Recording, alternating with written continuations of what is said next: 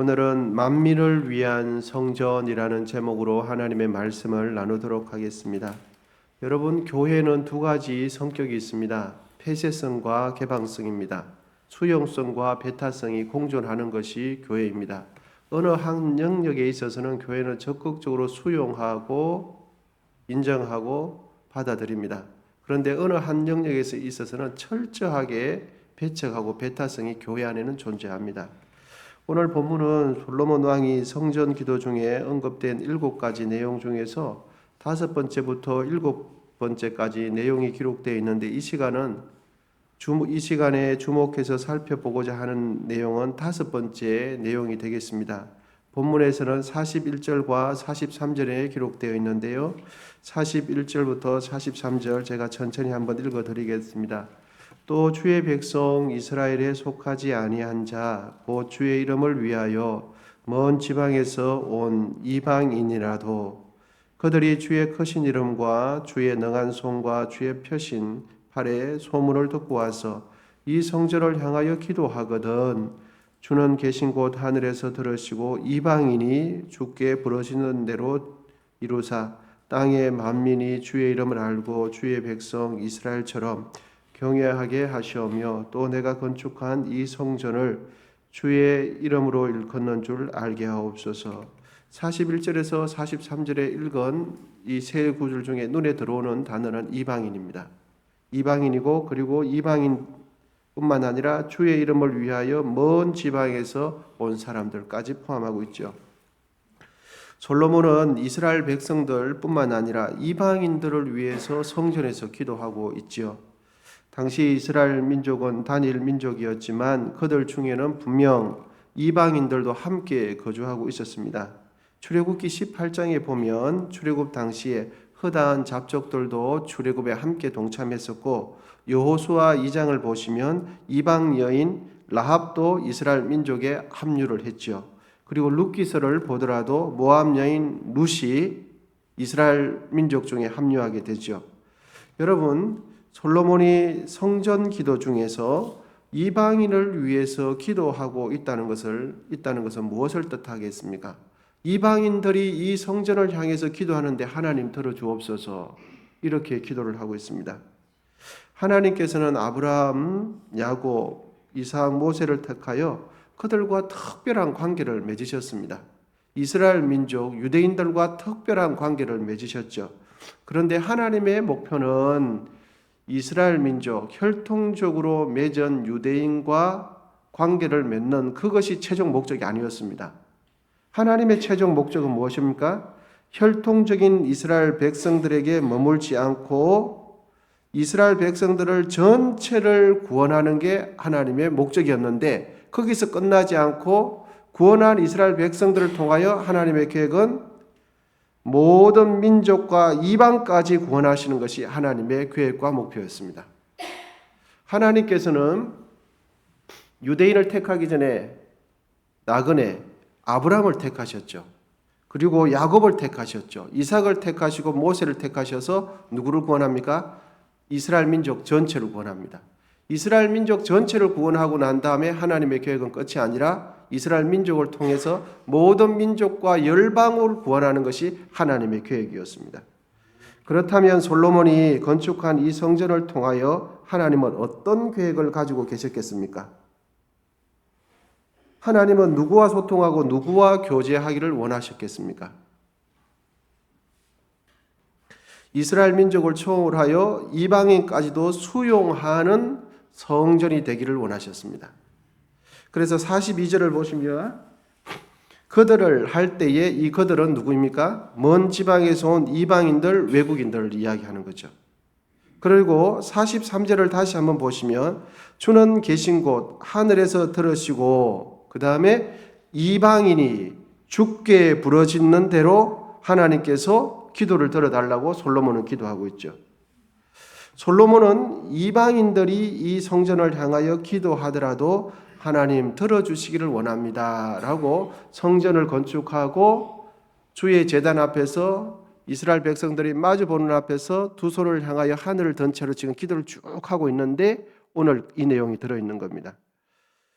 그런데 여러분, 솔로몬의 이와 같은 기도를 하게 된 것은 솔로몬이 마음이 넓어서, 솔로몬이 이방인에 대해서 애착이 많아서 스스로 그렇게 생각해서 고안해서 기도를 했다라기보다는 솔로몬보다 앞서 계획하신 하나님의 뜻에 부합하는 기도를 솔로몬이 드렸다, 이렇게 보는 것이 적절합니다. 왜냐하면 하나님께서는 솔로몬 이전부터, 그 이전부터 이스라엘을 통하여 모든 민족을 구원하기 위해서 하나님께서는 이스라엘 민족을 부르셨기 때문입니다. 여러분, 하나님께서 왜 이스라엘 민족을 부르시고 유대인을 부르셨습니까? 하나님께서는 왜 아브라함을 부르시고 이삭을 부르시고 야곱을 부르시고 지도자를 세우셨습니까?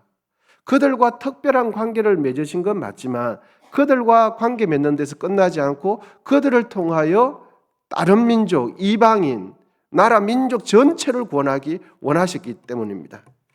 여러분, 하나님께서는 건축된 성전을 통하여 누구와 소통하고 누구와 교제하기를 원하실까요? 그렇습니다. 이스라엘 민족뿐만 아니라 이방인들까지 만민을 위한 성전이 되기를 원하신 것입니다. 여러분, 우리 언성교회를 누구를 위한 교회가 되기를 원하실까요? 그렇습니다.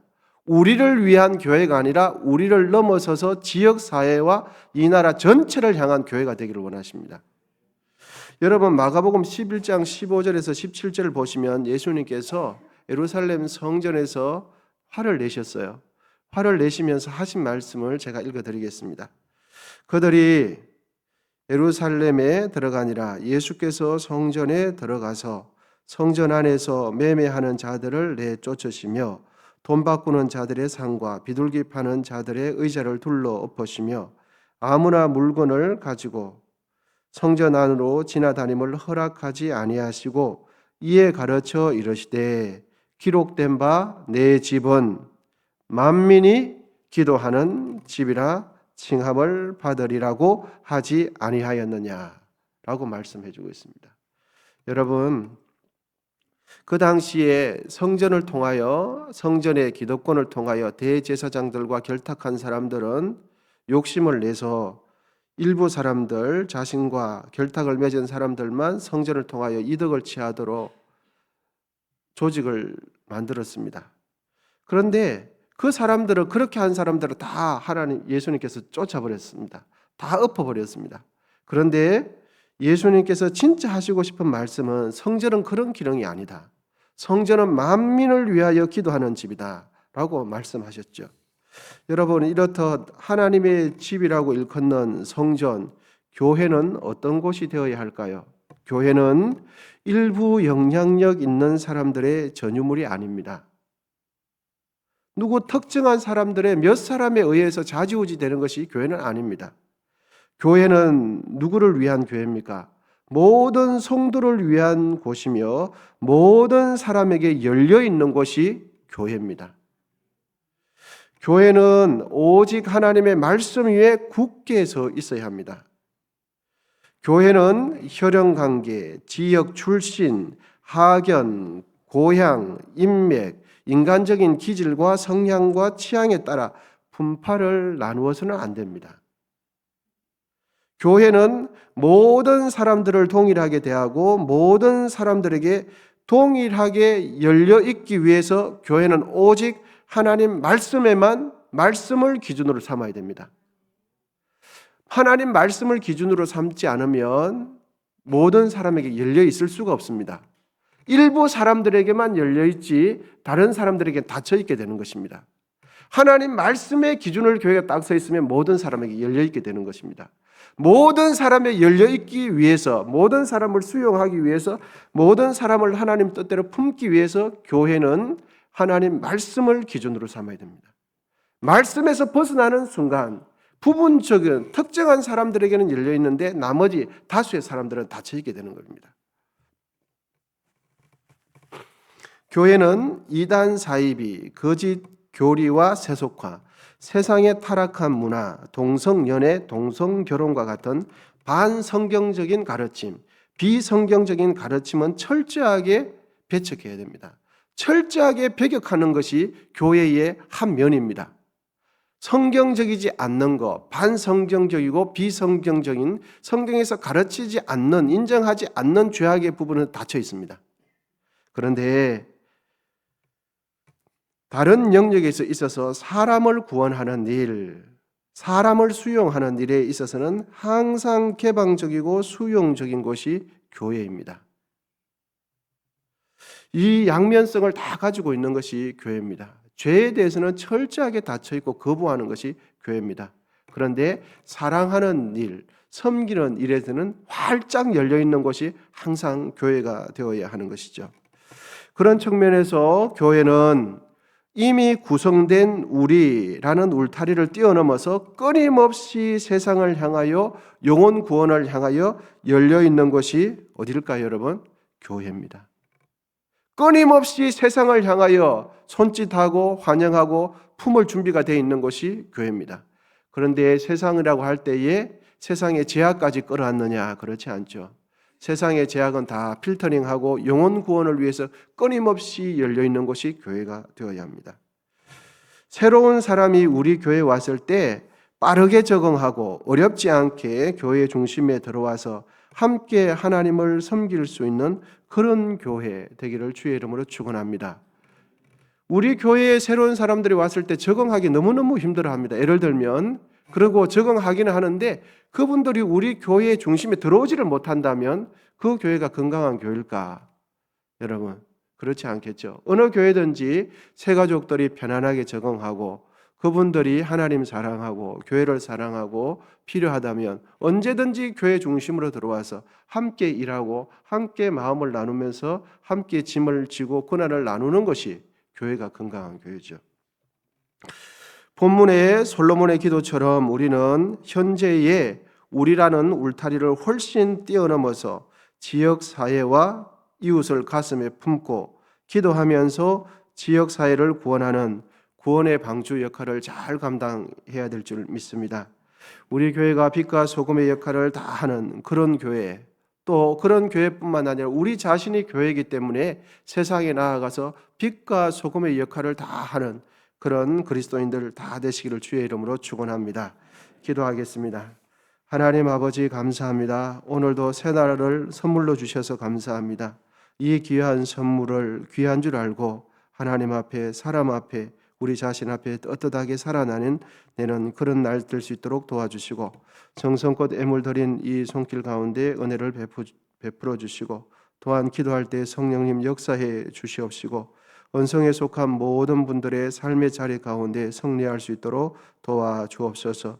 이 나라 민족 가운데 함께 하시고 한국 교회 가운데 함께 하시고 하나님 북한을 불쌍히 여겨 주옵소서.